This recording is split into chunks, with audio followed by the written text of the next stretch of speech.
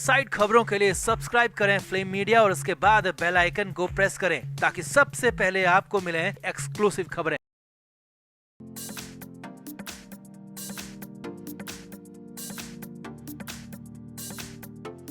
दिल्ली विधानसभा चुनावी नतीजे आ चुके हैं और 27 साल बाद दिल्ली में बीजेपी ने वापसी की है और इसी के साथ केजरीवाल का सफाया हो गया है। अब दिल्ली में आए नतीजों से केजरीवाल की पार्टी को शायद बहुत ज्यादा फर्क पड़े, लेकिन लगता है कि दिल्ली से बहुत दूर मुंबई में, महाराष्ट्र में उद्धव ठाकरे को भी केजरीवाल की हार से बहुत ज्यादा फर्क पड़ा है। तभी तो उद्धव ठाकरे का दिमाग पूरी तरह सटक गया है और उद्धव ठाकरे ने अपनी बौखलाहट बीजेपी और एकनाथ शिंदे पर बुरी तरह निकाल दी। बीजेपी पर तो मर्द की औलाद ना होने का ताना कस दिया, तो वहीं शिंदे से कह दिया कि किसी दिन मैं तुम्हारा माथा ही फोड़ दूंगा। तो उद्धव ठाकरे ने ऐसा क्यों कहा, उद्धव ठाकरे का पूरा बयान आपको दिखाते हैं। आप भी वीडियो को शेयर करें और अपनी राय कमेंट बॉक्स में जरूर दें।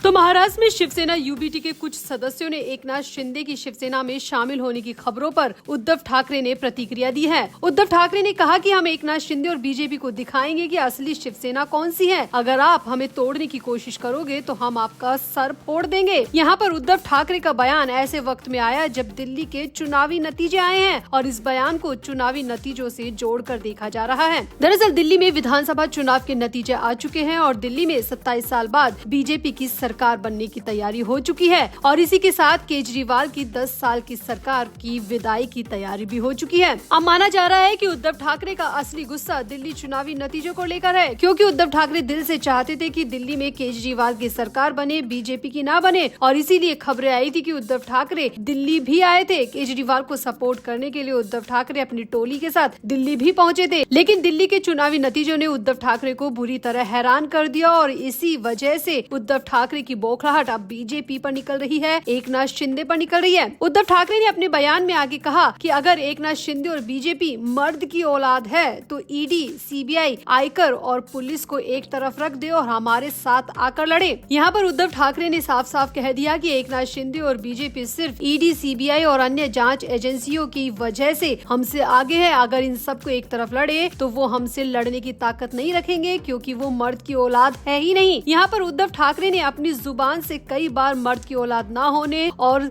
आपका सर फोड़ देंगे जैसे शब्दों का इस्तेमाल किया, जो कि मर्यादा से बाहर लग रहे हैं। अब वहीं अपनी पार्टी की टूट की खबरों के बीच उद्धव ठाकरे ने कहा कि महाराष्ट्र का चुनाव इन्होंने फरेब से जीता है, फर्जी वोटर बनाए गए, लाखों की संख्या में नए वोटर तैयार किए गए, इसकी जांच होनी चाहिए। और अब जबरदस्ती मेरी पार्टी की टूट की खबरें भी फैला रहे हैं ताकि लोगों को भ्रम हो जाए और बीएमसी चुनाव में इनका फायदा हो जाए। उद्धव ने यहाँ पर बीएमसी चुनाव का जिक्र करते हुए कहा कि आज आर्थिक राजधानी मुंबई और महाराष्ट्र को मारने का काम किया जा रहा है, बीएमसी को मारने का काम किया जा रहा है, बीएमसी को लूटने का काम किया जा रहा है और बीएमसी को विसर्जित करने का काम किया जा रहा है। उद्धव ने कहा कि बैंक में पैसा रखकर विकास नहीं होता तो क्या कॉन्ट्रैक्टर की जेब में पैसा डालकर विकास होता है। मैं तुम्हें बीएमसी किसी कीमत पर देने वाला नहीं हूँ। यहाँ पर उद्धव ठाकरे बुरी तरह बौखलाए नजर आए और कई बार एकनाथ शिंदे और बीजेपी का नाम ले लेकर कई अनाप शनाप बातें कही, जिसमें उद्धव ठाकरे ने ये कह दिया कि मर्द की औलाद नहीं है, साथ ही साथ एकनाथ शिंदे को कह दिया कि मैं तुम्हारा सर फोड़ दूंगा। तो क्या वाकई में उद्धव ठाकरे दिल्ली चुनावी नतीजों से बौखलाए हुए हैं? उद्धव ठाकरे की ये बौखलाहट दिल्ली चुनाव नतीजों का ही परिणाम है। आपका क्या लगता है? आप भी अपनी राय कमेंट बॉक्स में जरूर दें और वीडियो को भी शेयर करें।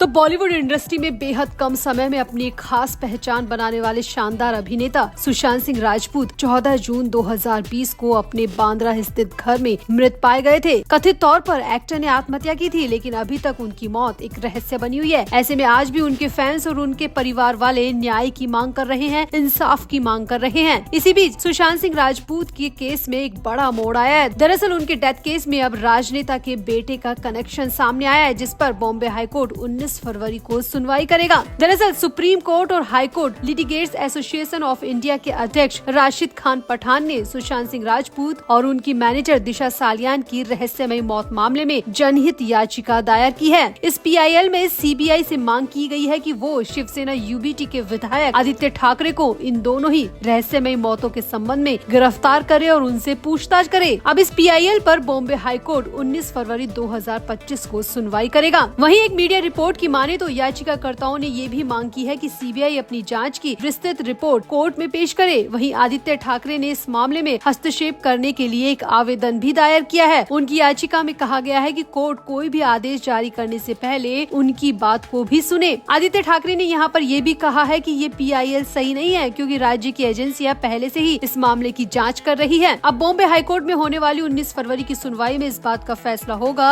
कि क्या ये PIL आगे बढ़ेगी या नहीं। क्या आदित्य ठाकरे की आपत्तियों को ध्यान में लिया जाएगा। बॉम्बे हाईकोर्ट 19 फरवरी को इस पूरे मामले की सुनवाई करेगी और इसके बाद PIL में आगे क्या फैसला लिया जाए ये तय किया जाएगा। यहाँ पर आपको बता दें कि सुशांत सिंह राजपूत की 14 जून 2020 को रहस्यमय परिस्थितियों में मौत हो गई थी। शुरुआत में पुलिस ने इसे एक्सीडेंटल डेथ रिपोर्ट के तौर पर दर्ज किया था, लेकिन बाद में एक्टर के पिता द्वारा बिहार में दर्ज कराई शिकायत के बाद इस मामले की जांच CBI को सौंप दी गई। इन्होंने अपनी शिकायत में आरोप लगाया था कि सुशांत की गर्लफ्रेंड रिया चक्रवर्ती और उनके परिवार ने सुशांत को आत्महत्या के लिए उकसाया था। हालांकि बहुत सारी सरकमस्टांसेस और कई तरह के सबूतों और गवाहों के बाद ये केस सिर्फ आत्महत्या नहीं रह गया, बल्कि ये केस हत्या तक पहुंच गया। हालांकि इस मामले में CBI ने अभी तक कोई रिपोर्ट नहीं दी है, लेकिन इस PIL के बाद एक उम्मीद जगी है कि कहीं न कहीं इस मामले में अब भी इंसाफ की उम्मीद की जा सकती है। यहाँ आपको बता दें कि CBI पिछले 5 साल से इस मामले की जांच कर रही है, लेकिन अभी तक कोई ठोस नतीजा सामने नहीं आया। CBI की जांच के साथ साथ एनफोर्समेंट डायरेक्टर रिया और उनके परिवार पर मनी लॉन्ड्रिंग के आरोपों की जांच कर रहा है और नारकोटिक्स कंट्रोल ब्यूरो यानी NCB ड्रग्स से जुड़े आरोपों की जांच कर रही है, लेकिन अभी तक इन सब मामलों में कोई भी कुछ भी ठोस नतीजा नहीं आया। यहाँ आपको बता दें कि सुशांत सिंह राजपूत के साथ ही दिशा सालियान की मौत भी बेहद संदिग्ध परिस्थितियों में हुई। कहा गया कि 8 जून 2020 को मालाड की एक इमारत से 14वीं मंजिल से गिरकर उनकी मौत हो गई। हालांकि इस मामले में भी कई तरीके के मिस्टीरियस सबूत सामने आए, जिसके बाद ये सिर्फ आत्महत्या तक नहीं रह गया, बल्कि इसके पीछे बड़ी साजिश की बू आने लगी। अब 19 फरवरी की सुनवाई में इस PIL के सही होने या न होने पर फैसला किया जाएगा। ये केस अब तक कई तरह के सवालों और विवादों से घिरा हुआ है और इस सुनवाई के बाद कुछ नई जानकारियां सामने आने की उम्मीद है और इस सुनवाई में आदित्य ठाकरे का नाम भी शामिल है। तो उम्मीद की जा सकती है कि कहीं न कहीं सुशांत और दिशा मामले में 5 साल बाद इंसाफ की हल्की सी, बहुत हल्की सी रोशनी नजर आने लगी है। तो आपको क्या लगता है इस पूरे मामले में? क्या वाकई में इंसाफ बहुत पीछे रह गया? क्या वाकई में ये मामला राजनीति की भेंट चढ़ गया? और क्या वाकई में आदित्य ठाकरे का इस मामले से कोई लिंक हो सकता है? 19 फरवरी को बॉम्बे हाईकोर्ट क्या फैसला दे सकता है? आपकी इस पर क्या राय है? आप भी अपनी राय कमेंट बॉक्स में जरूर दें और वीडियो को भी शेयर करें।